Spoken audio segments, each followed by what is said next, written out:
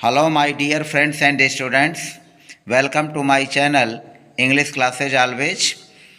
इस वीडियो में मैंने कुल 10 तरह के प्रीपोजिशंस को लेकर के वाक्यों में उनका हम प्रयोग किस तरह से करते हैं इसके बारे में चर्चा किया है।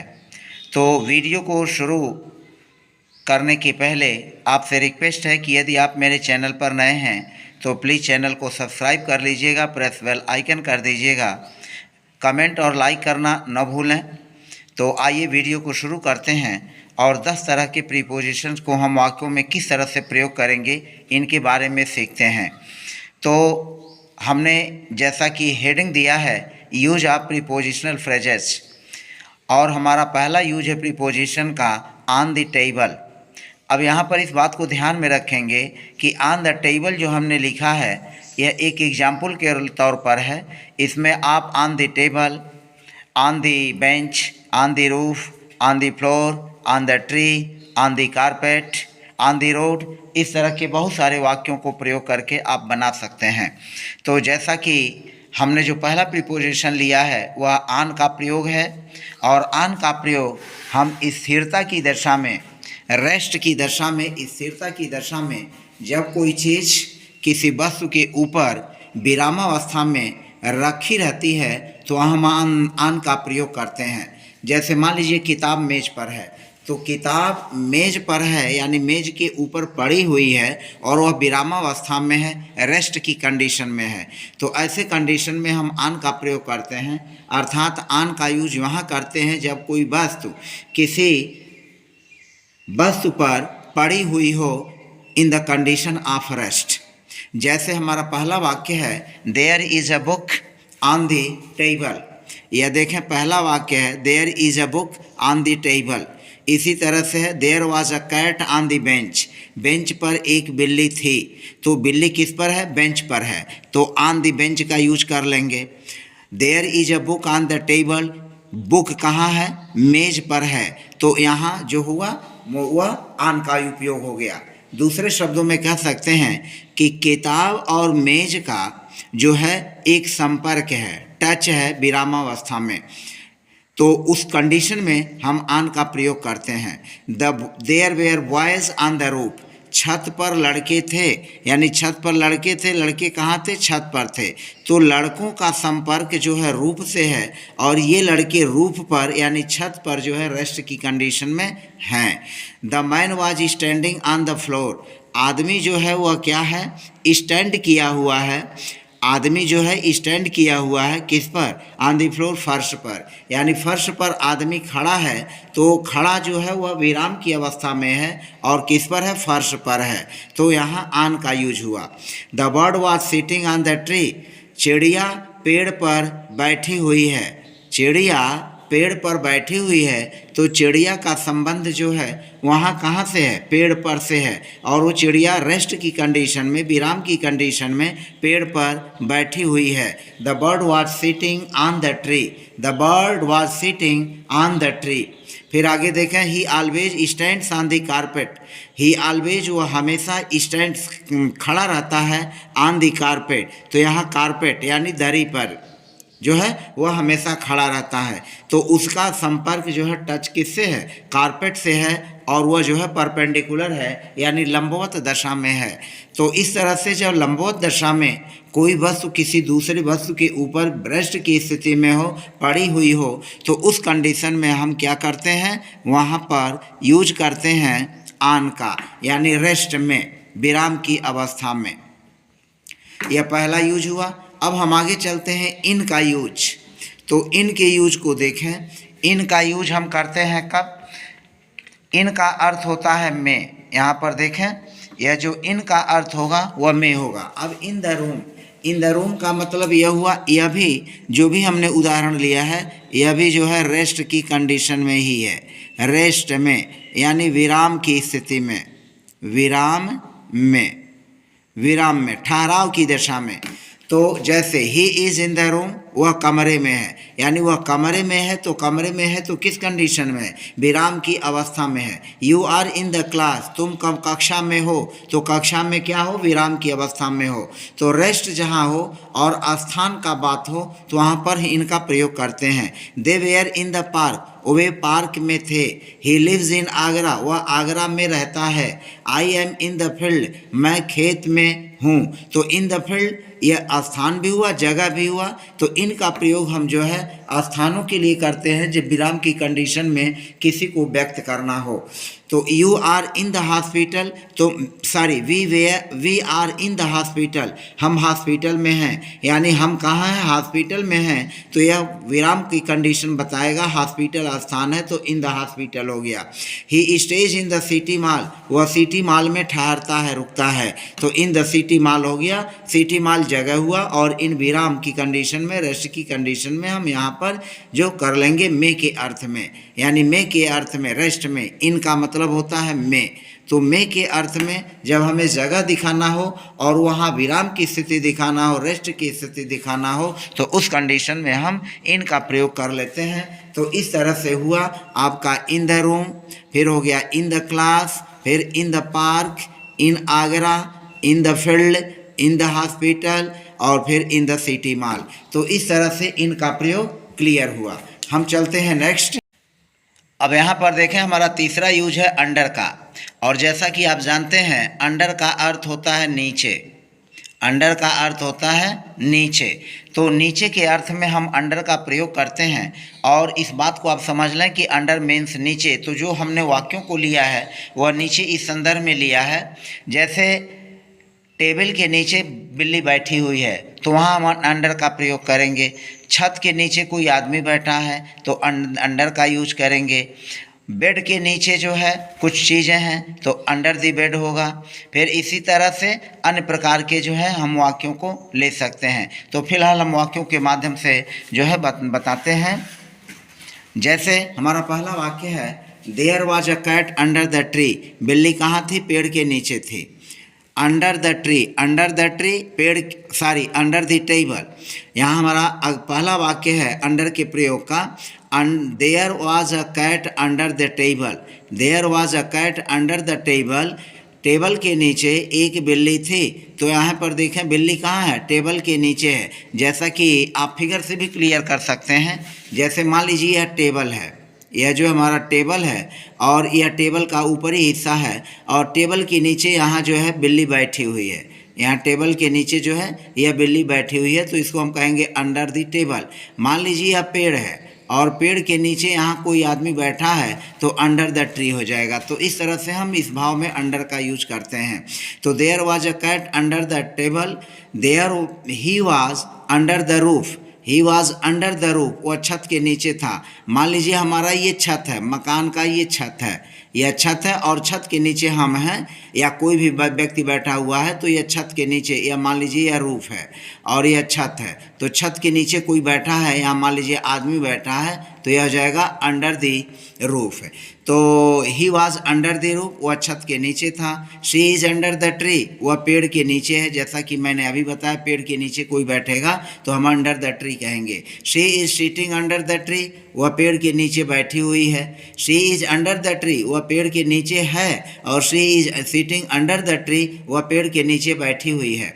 फिर there was a snake under the bed, bed के नीचे क्या था, एक सांप था, तो there was a snake under the bed, तो बेड के नीचे हो गया। There were dogs under the bed, bed के नीचे क्या थे, कुत्ते थे।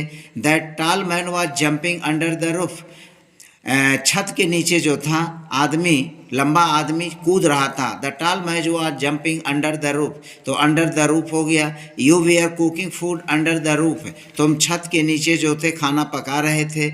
I always sleep under a banyan tree, मैं हमेशा एक बरगद के पेड़ के नीचे, बनियान ट्री का मतलब बरगद का पेड़, तो मैं हमेशा बरगद के पेड़ के नीचे सोता हूँ। तो यह हो गया अंडर। तो अंडर का यूज जो है हम इस अर्थ में भी करते हैं कि जब हम कोई वस्तु किसी वस्तु के नीचे होती है तो उस कंडीशन में में अंडर का यूज कर लेते हैं। वैसे इन प्रीपोजिशंस के बहुत सारे भिन्न भिन्न कंडीशंस में यूज होते हैं, लेकिन मैंने सिंपल वे में पहले समझाने की जो है बताने की कोशिश की है।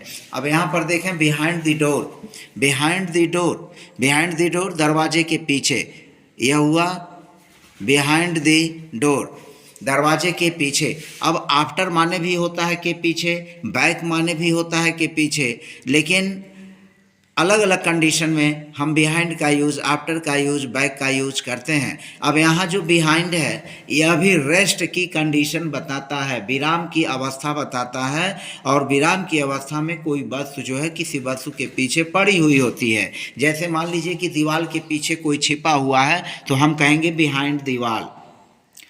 पेड़ के पीछे कोई छिपा हुआ है तो बिहाइंड द ट्री। मकान के पीछे कोई वस्तु खड़ी है तो स्टैंडिंग बिहाइंड द हाउस। तो इस तरह से हम बिहाइंड का उपयोग तब करते हैं जब कोई वस्तु रेस्ट की कंडीशन में पड़ी हुई हो, तो उसको लिए हम बिहाइंड का यूज करते हैं। अब जैसे देखिए पहला वाक्य है that tree is behind the house. That tree वह पेड़, इज है बिहाइंड द हाउस घर के पीछे। तो यहाँ घर के पीछे, यहाँ पेड़ जो है रेस्ट की कंडीशन में घर के दरवाजे पड़ा हुआ है, यानी पेड़ रेस्ट की कंडीशन में है, विरामावस्था में है, और वह किसके पीछे है? घर के पीछे है। A person is standing behind the door. एक आदमी दरवाजे के पीछे खड़ा है। तो यहाँ भी क्या है? आदमी रेस्ट की कंडीशन में दरवाजे के पीछे खड़ा है, तो बिहाइंड द डोर हो गया। She was behind the house, वह घर के पीछे थी। She was behind the house, वह घर के पीछे थी।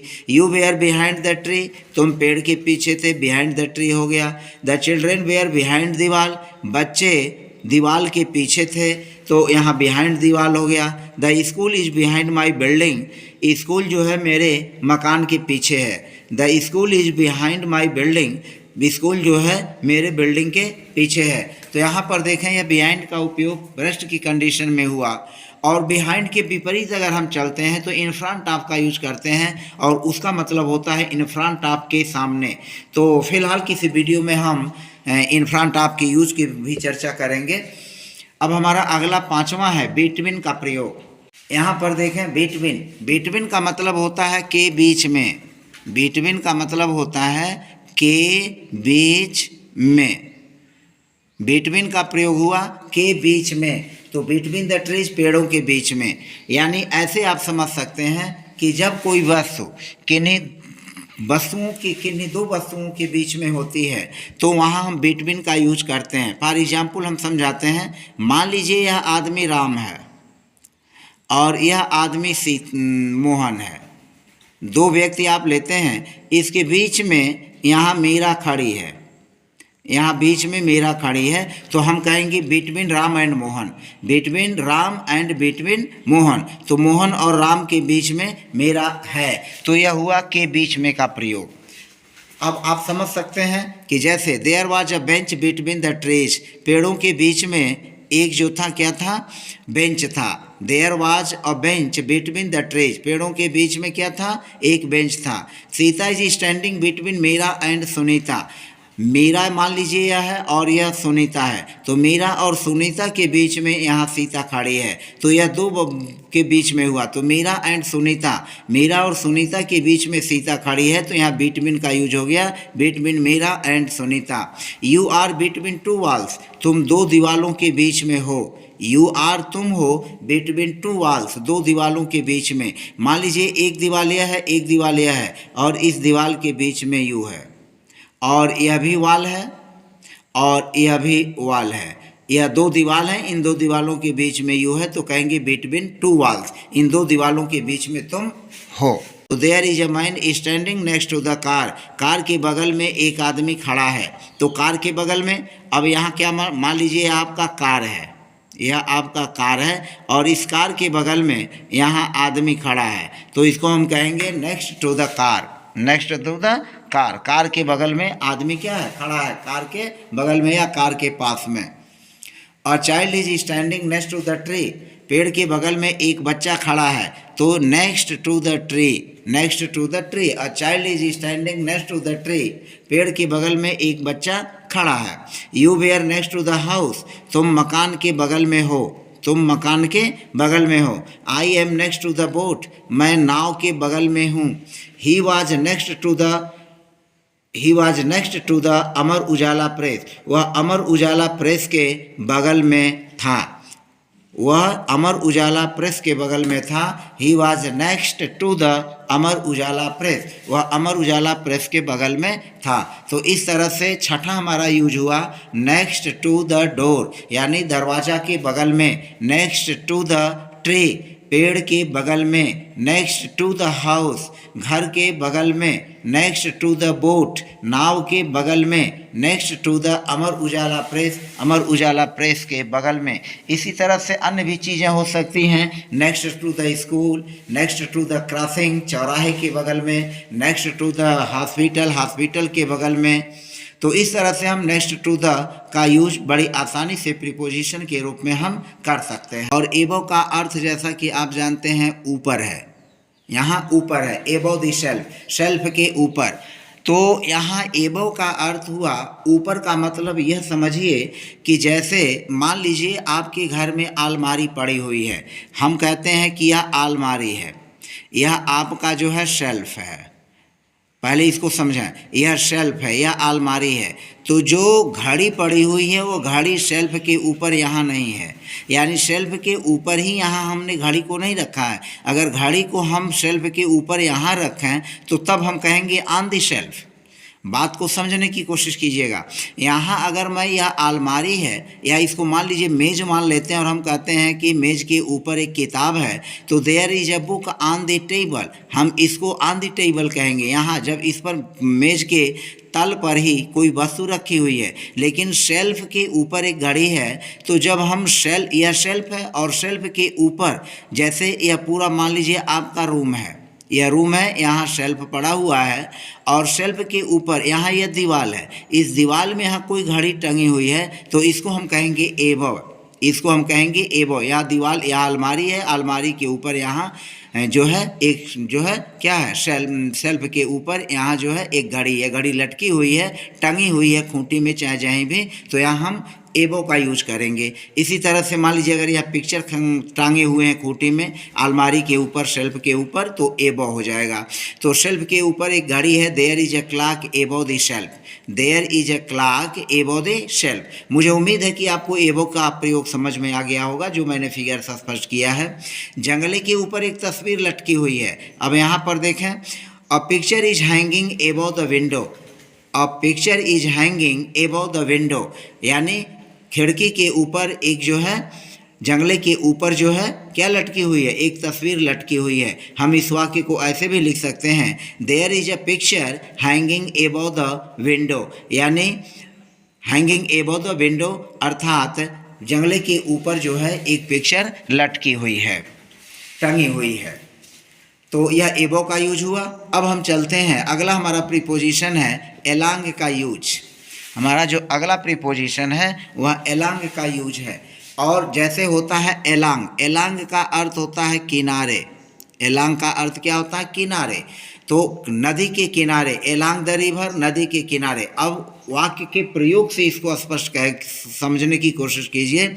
नदी के किनारे लोग चल रहे हैं, नदी के किनारे लोग चल रहे हैं, यह हमारा नदी बह रहा है और इस नदी के किनारे किनारे यह लोग चल रहे हैं।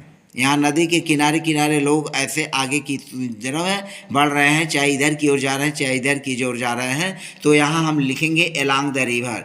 तो people are walking along the river, नदी के किनारे लोग चल रहे हैं। लड़के बस के किनारे किनारे दौड़ रहे थे, यानी लड़के बस के किनारे दौड़ रहे थे। The boys they are running along the bus, along the bus यानी बस आगे चल रही है और बस के बगल में यानी बस के किनारे किनारे जो है ये लड़के दौड़ रहे हैं। तो the boys they are running along the bus. एक चींटी नदी की धारा में बहती जा रही थी। अब यहाँ देखें, एक चींटी नदी की धारा में बहती जा रही थी। चींटी नदी की धारा में स्वयं नहीं बह रही थी, बल्कि धारा के माध्यम से चींटी नदी में बह रही थी। तो यह वाक्य एक्टिव वॉइस का नहीं है, यह वाक्य पैसिव वॉइस का है और इस वाक्य की संरचना पैसिव वॉइस में होगी। तो यहाँ हो गया, एक चींटी नदी की धारा में बहती जा रही थी। An ant was being carried away, an ant was being carried away along the current, along the current यानी नदी की धारा में, यानी नदी के जो धारा है उस धारा के साथ जो है चींटी बहती जा रही थी। तो यहाँ भी हम एलॉन्ग का ही यूज करते हैं, along the current, an ant was being carried away along the current, नदी की धारा में बहती रही थी। एक्रॉस का यूज, और एक्रॉस का मतलब होता है पार। तो जैसे एक्रॉस द स्ट्रीट, सड़क के पार, एक्रॉस द स्ट्रीट सड़क के पार, तो सड़क के पार एक दुकान है, there is a shop across the street, there is a shop across the street, यानी जो सड़क है, गली है, उस गली के उस पार में क्या है, एक दुकान है। नदी के पार एक बरगद का पेड़ है, there is a banyan tree across the river, यानी नदी है और नदी के उस पार में क्या है, एक बरगद का पेड़ है। तो there is a banyan tree across the river, यानी हम नदी को पूरा पार करके उस पार जब जाएंगे तो हमें क्या मिलेगा, एक जो है बरगद का पेड़ मिलेगा। तो there is a banyan tree across the river, नदी के उस पार।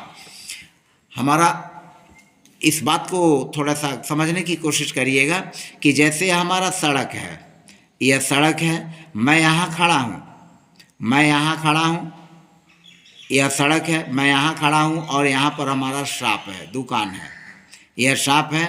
और फिर तो यह जो सड़क है, सड़क के चूँकि उस पार है, कहने वाला यह कह रहा है कि सड़क के इस पार नहीं है, सड़क के उस पार है। तो जब सड़क के उस पार है तो हम सड़क को पार करके ही जाएंगे, तभी इस दुकान पर पहुंच पाएंगे। तो इस संदर्भ में हम लिखेंगे कि there is a shop across the road, यह रोड है तो एक्रॉस दी रोड हो गया। यह मान लीजिए नदी है, यह रिवर है, और रिवर के इस पार यहाँ पर जो है ट्री है, पेड़ है, यहाँ पर पेड़ है, और मैं यहाँ खड़ा हूँ, मैं कह रहा हूँ कि नदी के पार एक पेड़ है।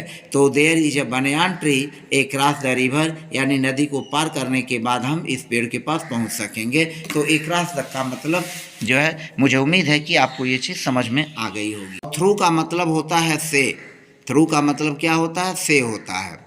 जब और खिड़की, थ्रू द विंडो जैसे खिड़की के माध्यम से, तो जब हम कोई वस्तु या कोई भी चीज़ किसी माध्यम से होकर के आती है, जाती है, गुजरती है, या कोई चीज़ हम किसी के माध्यम से प्राप्त करते हैं तो वहाँ थ्रू का यूज करते हैं। जैसे मान लीजिए कि यह माई फ्रेंड है, यह जो है, यह माई फ्रेंड है, यह माई फ्रेंड है, यह माई फ्रेंड है, और मैंने अपने माई फ्रेंड से यह किताब प्राप्त किया, आई, मैंने अपने मित्र से किताब प्राप्त किया, तो यहाँ पर लिखेंगे थ्रू माई फ्रेंड। तो अब जैसा पहला उदाहरण है, खिड़की के माध्यम से सूरज की किरणें आ रही हैं, खिड़की है, खिड़की के माध्यम से, यानी खिड़की में या तो होल है, या तो खिड़की पर जाली लगी हुई है, या तो खिड़की जो है ट्रांसपेरेंट है, और उसके माध्यम से सूरज की किरणें आ रही हैं। तो sunlight is coming through the window, sunlight is coming through the window. मैंने यह किताब अपने मित्र से पाया, तो I got this book through my friend. तो किससे पाया, मैंने अपने मित्र से पाया, तो थ्रू माई फ्रेंड हो जाएगा। यहाँ पर देखें थ्रू द विंडो हो जाएगा, through the window, sunlight is coming through the window, सब खिड़की के माध्यम से सूरज की किरणें आ रही हैं, तो थ्रू द विंडो हो गया, थ्रू माई फ्रेंड हो गया, मैंने यह किताब अपने मित्र से पाया, through my friend, I got this book through my friend. अब मान लीजिए एक तीसरा एग्जाम्पल मैं लेता हूँ, यह एक तरफ से कैनाल है, यह एक तरफ से पाइप है, नहर है, तो इसमें से जब हम होकर के गुजरेंगे तो इसको भी कहेंगे थ्रू द कैनाल। जैसे हम लिखते हैं I passed, I passed through, I passed through the canal, I passed through the canal. तो यह कैनल है और कैनल में से मैं गुजर रहा हूँ, निकल रहा हूँ, पास कर रहा हूँ, तो हम इसको कहेंगे through the canal, through the canal. तो I passed through the canal, यह जो है अंदर है, अंदर से जो है या आई गुजर रहा है, और यह कैनल है, यह पाइप है मोटी, और इसमें से कोई चीज़ गुजरती हो तो आई पास थ्रू द कैनल, इसको यहाँ थ्रू द कैनल ही लिखेंगे। तो इस तरह से हमने 10 प्रीपोजिशंस को लेकर के आपको इसके प्रयोग के बारे में स्पष्ट किया। मुझे पूरा उम्मीद है कि आपको वीडियो यह ज़रूर पसंद आई है। फिलहाल आज की वीडियो में बस इतना ही रखने देते हैं, मिलते हैं नेक्स्ट वीडियो में, तब तक के लिए धन्यवाद।